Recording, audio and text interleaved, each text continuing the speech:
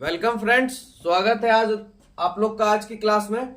आज हम लोग क्लास 10th का चैप्टर 10 है और वृत्त यानी सर्कल से आज हम लोग प्रमेय को सिद्ध करेंगे। ठीक है, आपके दो प्रमेय है इस चैप्टर में, तो दोनों प्रमेय को हम लोग देख लेते हैं। चलिए, तो प्रमेय 10.1 पहला प्रमेय आपका है, कहता है वृत्त के किसी बिंदु पर, ठीक है, स्पर्श रेखा स्पर्श बिंदु से जाने वाली त्रिज्या पे क्या होती है, लंब होती है। बाबू एक एक चीज आप लोग ध्यान से समझिएगा और आज आप लोग सिद्ध करना एकदम आसानी से सीख जाइएगा, कंफ्यूजन नहीं रहेगा, एकदम बढ़िया से देखिएगा आप लोग। देखिए एक एक चीज से हम लोग चलेंगे। वृत्त, सबसे पहले क्या बोला बाबू, वृत्त। चलिए पहले वृत्त बना लीजिए, ये हो गया आपका वृत्त। आपको पता है वृत्त का केंद्र होता है, ये हो गया। चलिए, कहता है किसी बिंदु पर स्पर्श रेखा स्पर्श बिंदु से जाने वाली स्पर्श रेखा, आप ले लीजिए स्पर्श रेखा, ये देखिए स्पर्श रेखा हो गया आपका, कोई दिक्कत है यहाँ तक? इसको कह दीजिए x, इसको कह दीजिए y, यहां तक कोई दिक्कत नहीं। आगे कहता है स्पर्श बिंदु स्पर्श रेखा स्पर्श बिंदु से, कहीं भी स्पर्श बिंदु से जाने वाली त्रिज्या पे क्या होती है, लंब होती है। यानी देखिए ये तो आपका क्या हो जाएगा, लंब। अब यहां से हम एक चीज का रचना कर लेते हैं, ये यहां पे इस बिंदु पर मिल गया, ठीक है। चलिए, और इसको नाम दे देते हैं हम लोग P, ये Q हो जाएगा आपका, और यहाँ जो मिला है इसको कह देंगे बाबू हम लोग A। यहां तक कोई दिक्कत? आपको यही प्रूफ करना है ये लंब होता है कि नहीं होता है। चलिए, तो सबसे पहले जो दिया है उसको हम लोग पहले यहाँ पे लिख लेते हैं, ठीक है। चलिए देखिए, मैंने यहाँ पे पहले लिख दिया है, ठीक है, ताकि आप लोग का समय थोड़ा कम लगे, तो आप लोग समझिएगा अच्छे से। देखिए यहाँ पे मैंने दिया है, क्या दिया है, सबसे पहले इसको मैंने लिखा है, तो देखिए लिखा हुआ मैंने लिखा है केंद्र O वाला एक वृत्त दिया, ठीक है, O केंद्र का एक वृत्त दिया हुआ, ठीक है। उसके बाद और एक बिंदु पर P पर स्पर्श रेखा XY दी है। एक बिंदु P है, इस पर जो स्पर्श रेखा है वो क्या दी गई है, XY दी गई है। ये दिया हुआ था, इतना लिखने में आप लोग को कोई दिक्कत नहीं। आगे हमको सिद्ध क्या करना है भाई, सिद्ध करना है लंब कौन है भाई, OP। OP जो है बाबू लंब है किस पे, XY पर। इसको हम लोग को सिद्ध करना है, ठीक है। यही आपसे क्वेश्चन पूछ रहा था, स्पर्श बिंदु से जाने वाली त्रिज्या पर लंब होती है, स्पर्श रेखा से जाने वाली त्रिज्या जो होती है क्या वो लंब होती है। यानी ये स्पर्श रेखा है और किसी बिंदु से ये त्रिज्या पे मिल गई, यहाँ पे क्या होता है आपका केंद्र से मिल गई, तो ये जो केंद्र से मिला, क्या ये जो लाइन है ये लंब होता है, इसी को प्रूफ करना है। यानी OP जो हमारा है वो लंब है XY पर, इसी चीज को हमको क्या करना है, सिद्ध करना है। समझ में आ गया आप लोग को? चलिए अब एक एक करके हम लोग एक एक स्टेप पर चलेंगे। चलिए, तो यहां से हम लोग चलते हैं इसको सिद्ध करने के लिए। तो देखिए इसमें हम लोग एक चीज देखिए, आप लोग देख रहे होंगे, ये जो OP है, ध्यान से समझिएगा, OP है और OA है, क्या मुझे बताइए ये दोनों त्रिज्या हो जाएगी? समझिएगा बात को। ये जो OP है आपका, वृत्त के केंद्र से आप कहीं भी रेखा खींचिएगा तो क्या होगा, रेखा का निर्माण त्रिज्या ही बनेगी ना। तो ये देखिए, ये यहां से यहां तक और ये यहां से यहां तक, A तक की बात कर रहे हैं, ठीक है। Q नहीं देखना है आपको, A देखना है। ये दोनों आपस में त्रिज्या है। तो देखिए हम लोग लिख सकते हैं OP बराबर OA, क्या है भैया, एक ही वृत्त की त्रिज्या। क्या है ये, एक ही वृत्त की त्रिज्या। यहां तक आप लोग समझ गए। अब देखिए आगे, अब ये लेने का क्यों मेरा रीजन था, अब आप लोग समझ जाइएगा इसमें। यहां पे देखिए मैं जो लिख रहा हूं उसको समझिएगा, OA इज OQ। देखिए OQ से छोटा है क्या चीज, OA, ध्यान दीजिएगा। OQ ये यहां से यहां तक है, इससे छोटा है OA, है ना। यही चीज को मैंने लिखा, OA जो है छोटा है किससे, OQ से।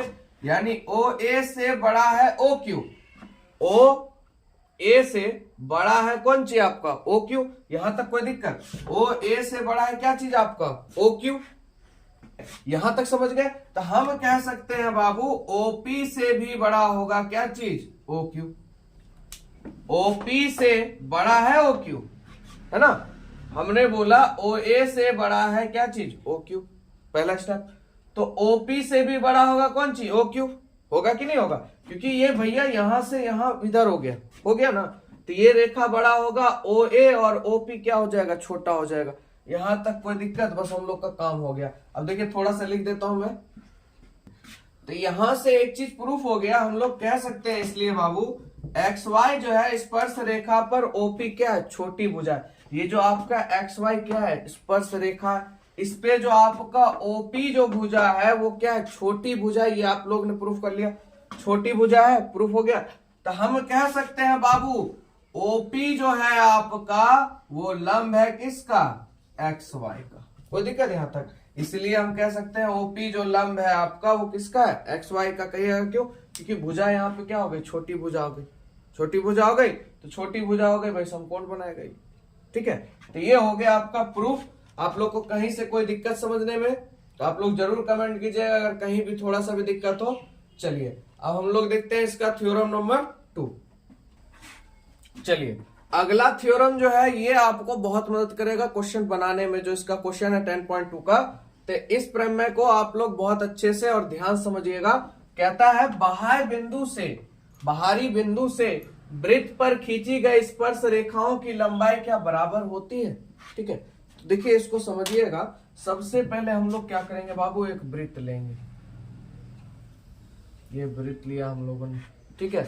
अब यहाँ पे कह रहा है किसी बाह्य बिंदु से, मान लीजिए इस बिंदु से लिया हमने, तो इस पे खींची गई स्पर्श रेखा, ठीक है, इस पे खींची गई स्पर्श रेखा क्या आपस में बराबर होती है। तो इसको P मान लीजिए, इसको आप लोग Q मान लीजिए, इसको R मान लीजिए।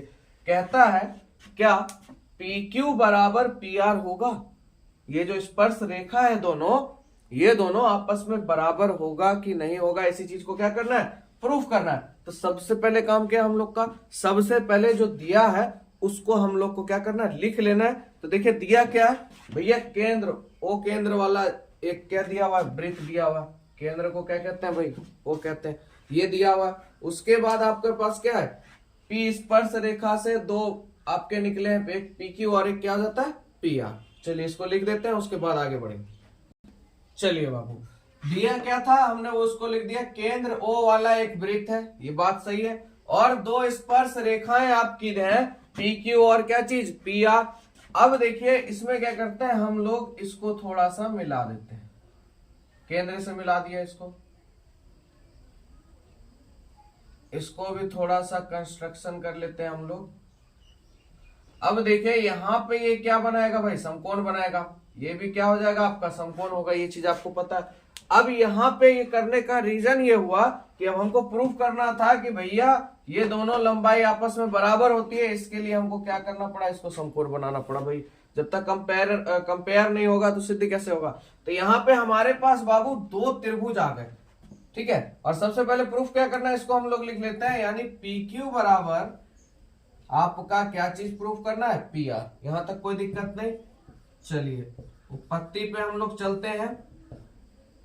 तो हम लोग कह सकते हैं त्रिभुज OQP, आपका त्रिभुज बन रहा है ना OQP, ठीक है, OQP और त्रिभुज ORP में, बोले यहां तक कोई दिक्कत, दोनों त्रिभुज में चल सकते हैं ना हम लोग, OQP में और ORP में, बोले कोई दिक्कत यहां तक। यही चीज मैंने लिखा, त्रिभुज आपका OQP और ORP में। समझ में आया आप लोग को। चलिए तो आपको पता है, ये तो त्रिभुज में आपने पढ़ा है, तीन चीज हमको लेना है। देखिए तो यहां से अब देखिए एक चीज आप लोग, OQ बराबर OR हो सकता है, एकदम ध्यान से देखिए, OQ बराबर आपका OR, ठीक है। यानी हम कह सकते हैं भैया OQ बराबर OR क्या है भाई, दोनों एक ही वृत्त की त्रिज्याएं, क्या ये एक ही वृत्त की त्रिज्याएं हो जाएंगी आप लोग की। कोई दिक्कत है यहां तक, OQ बराबर OR, ठीक है यहां तक। अब अगला क्या होगा, देखिए आप लोग ध्यान से देखिएगा, इस दोनों त्रिभुज में आप देख रहे हैं OP दोनों में कॉमन आ रहा है। आप इस त्रिभुज को लेते हैं, अगर ध्यान से देखिएगा, ये त्रिभुज हो गया आपका, ये इस तरह से, इसमें भी आपका OP आया, और आप इस त्रिभुज को भी लेते हैं तो इसमें भी आपका OP आया। ये जो आया ये आपका क्या हो गया, कॉमन हो गया। तो हम कह सकते हैं ओपी बराबर क्या चीज आपका बाबू, ओपी, इसको क्या कहेंगे हिंदी में कॉमन को, उभयनिष्ठ। क्या हो जाएगा बाबू आपका, उभयनिष्ठ। बोलेंगे यहां तक कोई दिक्कत, कोई दिक्कत नहीं यहां तक। चलिए अब आप लोग एक चीज बताइए, यहाँ पे जो ये एंगल Q है और एंगल R है बाबू, दोनों 90 डिग्री है। आप चाहे इसको लिख सकते हैं एंगल OQP बराबर ORP। ध्यान समझिएगा मेरी बात को, एंगल हमेशा कहां रहता है बाबू, बीच में। या आप लिख सकते हैं एंगल OQP बराबर एंगल ORP, लिख सकते हैं ये चीज। और या तो ये भी लिख सकते हैं हम सीधा शॉर्ट में अगर लें, एंगल बाबू Q बराबर एंगल R। बोले कोई दिक्कत, दोनों क्या है बाबू 90 डिग्री है, दोनों समकोण है, यानी क्या हो जाएगा 90 डिग्री हो जाएगा। यहां तक कोई दिक्कत। तो देखिए सर्वांगसम के नियम से हमारा 3 चीज क्लियर है। तो हम कह सकते हैं बाबू एंगल त्रिभुज OQP सर्वांगसम है त्रिभुज ORP के। कोई दिक्कत यहां तक, दोनों त्रिभुज है, क्या हो गया यहाँ पे हमारा सर्वांगसम हो गया। किस नियम से बाबू हुआ, तो RHS से हुआ। किससे हुआ, RHS से हुआ। यहां तक कोई दिक्कत नहीं, यानी दोनों त्रिभुज भाई सर्वांगसम हो चुके हैं। सर्वांगसम का मतलब आपको पता है, यानी पूरा एक्यूरेट बराबर हो चुका है। तो हम लोग कह सकते हैं जब पूरा बराबर हो गया तो भैया PQ बराबर आपका क्या हो जाएगा, PR बाय CPCT। ये आप लोग क्लास 9th में जरूर पढ़े होंगे CPCT का नियम, ठीक है। जब आप लोग सर्वांगसम के नियम से प्रूफ कर लेते हैं तो आपको किसी भी भुजा को बराबर करना होता है, बाय CPCT से आप लोग उसको बराबर कर देते हैं। तो हम लोग कह सकते हैं बाबू PQ बराबर PR, क्योंकि जब भाई एंगल बराबर, ये भुजा बराबर है ना, ये आपका ये साइड बराबर, आपका OP कॉमन जो आया, तो सब चीज बराबर है। तो बताइए PQ बराबर PR नहीं होगा, हो जाएगा है ना। PQ बराबर PR भाई किससे, CPCT से हो गया। और यहाँ पे देखिए एंगल आया कितने डिग्री का, 90 डिग्री का, तो भैया RHS लगता है, ठीक है। तो क्या हो जाएगा, RHS से ये क्या हो जाएगा प्रूफ, और PQ बराबर आपका PR क्या हो जाएगा, प्रूफ हो जाएगा। आप लोग को कहीं से कोई दिक्कत नहीं होना चाहिए। देखिए समझ में आया आप लोग को, बढ़िया से एक बार देख लीजिए। अगर कहीं से भी दिक्कत है आप लोग बेझिझक कमेंट कीजिएगा, ठीक है। और अगर आपको थ्योरम समझ में आया, अच्छा लगा, तो लाइक कर दिया कीजिएगा प्यार से, और जरूर दोस्तों में शेयर करें। क्लास 10th का वीडियो लगातार आप लोग के लिए आते रहेगा, ठीक है। आज के लिए इतना ही, मिलेंगे नेक्स्ट वीडियो में।